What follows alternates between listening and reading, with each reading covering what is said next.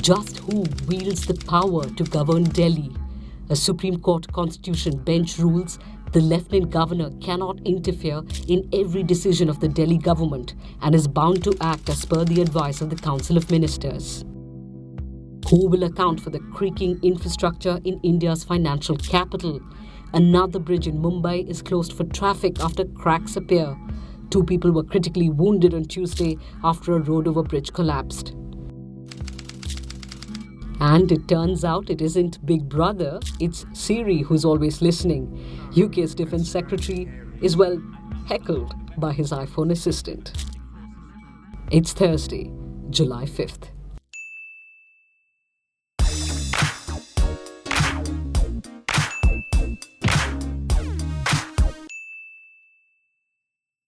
The Lieutenant Governor of Delhi has no independent decision-making power and cannot behave as an obstructionist. The Supreme Court has spoken in a judgment that citizens of Delhi hope would resolve a long drawn-out tussle between the LG and by extension the centre with the elected government of Arvind Kejriwal. A 5-judge constitution bench brought some clarity on the question of who wields power to govern Delhi. Here are some key takeaways. The Lieutenant Governor cannot act independently and is bound to. He has to act as per the aid and advice of the Council of Ministers. Except for the 3 issues including land and law and order, over which the centre has exclusive power, the Delhi government must be allowed to legislate and govern other issues, and the Lieutenant Governor cannot stall decisions mechanically. The Lieutenant Governor need not, in a mechanical manner, refer every decision of his ministers to the President. He has to be guided by the concept of constitutional morality.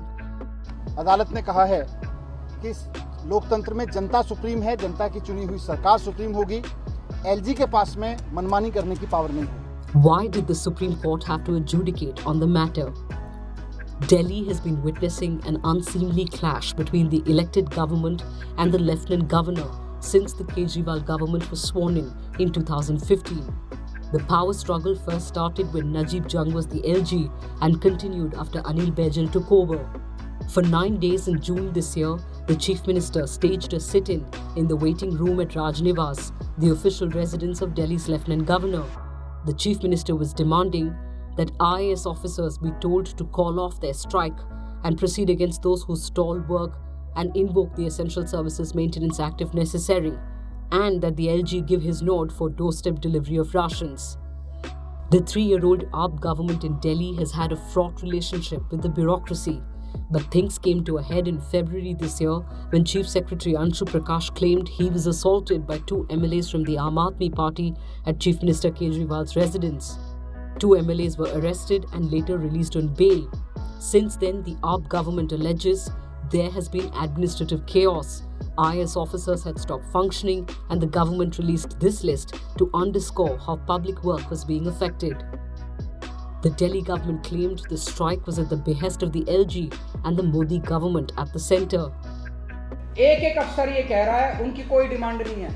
एक अफसर ये कह रहा है कि LG house से राजनिवास से धमकियां मिल रही हैं अफसरों को कि अगर तुमने स्ट्राइक तो खत्म की तो तुमको बख्शा नहीं जाएगा. ये सारी की सारी स्ट्राइक सारे अफसर कह रहे हैं प्राइवेट में. सारी स्ट्राइक पीएमओ के कहने से एलजी साहब कोऑर्डिनेट कर रहे हैं, एलजी साहब एंकर कर रहे हैं. At the heart of the matter remained the issue of just who runs Delhi. The AAP government had released a white paper to underscore their charge that the LG was obstructing work by sitting on policy proposals. The report listed what the AAP said were administrative roadblocks. It isn't just differences between the LG and the Delhi government. The scope for chaos is provided by Delhi's unique administrative hierarchy. In 1992, Delhi was allowed an elected legislative assembly with a chief minister and council of ministers.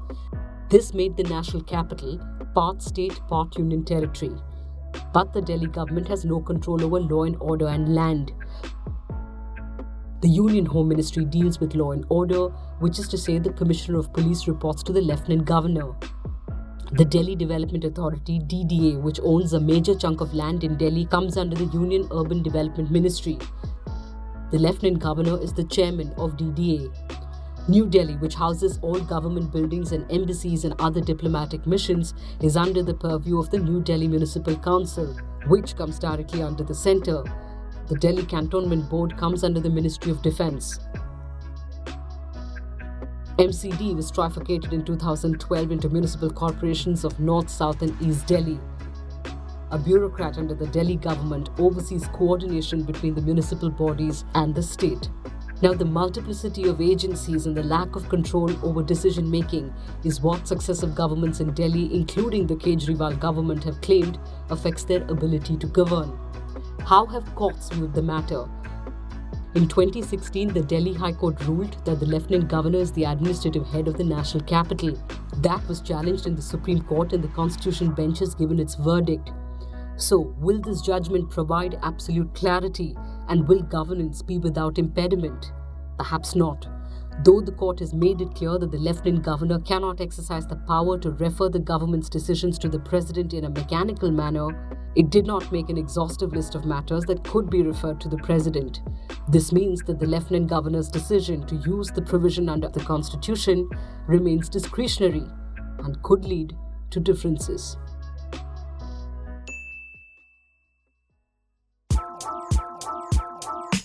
Humor, it would seem, is the last resort for Mumbaikars. One post on social media asked, "Where should Mumbaikars look while walking on the street? Towards the sky for falling planes? Downwards for collapsing roads and bridges, open manholes and potholes? Sideways for falling trees?" Very confusing. The state of Mumbai's creaking infrastructure, though, is far from a laughing matter. A day after a portion of a bridge used by thousands of commuters in the suburban Mumbai train station Andheri collapsed following incessant rains, a bridge in South Mumbai's Grant Road was shut for traffic after cracks were spotted on it. In September last year, fears that a portion of a footover bridge at Elphinstone Road was giving way resulted in a stampede, killing 22. In an audit of all footover and road-over bridges that followed, the Andheri road-over bridge was also scrutinized in November 2017, and shockingly it emerges it did not detect any structural flaw. Another audit of 445 road-over bridges and footover bridges in Mumbai has been ordered by the Railway Ministry. The question Mumbaikars are asking is, who will guarantee the integrity of these audits? Each of India's 130 crore people use an average of 11 kilograms of plastic every day. It is a problem we cannot sweep under the carpet anymore. But it's definitely one we can bury into our roads.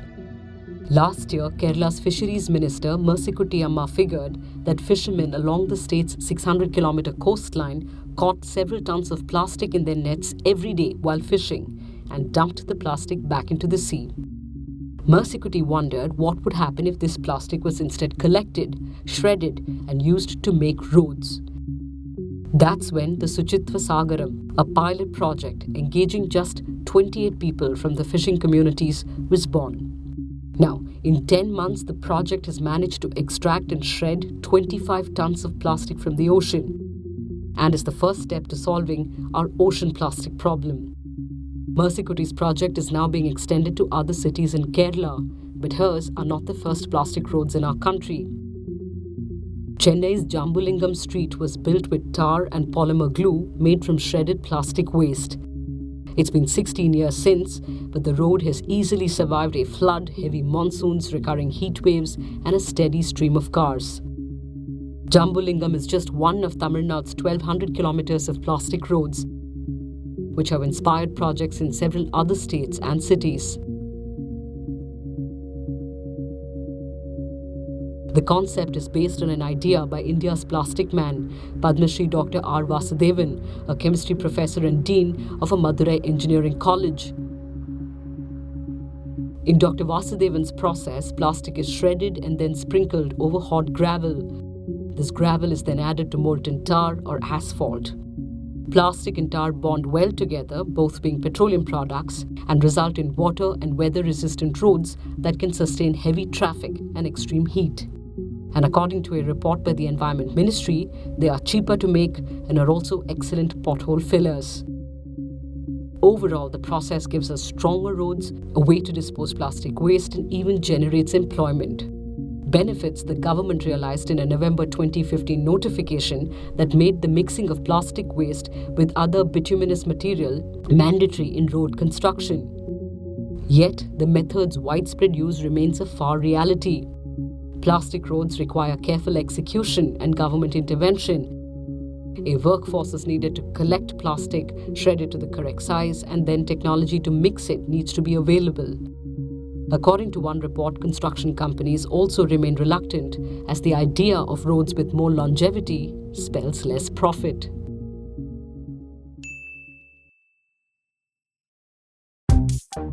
And finally, turns out it isn't Big Brother, it is Siri who's always listening. This might answer your question. Here's your reminder.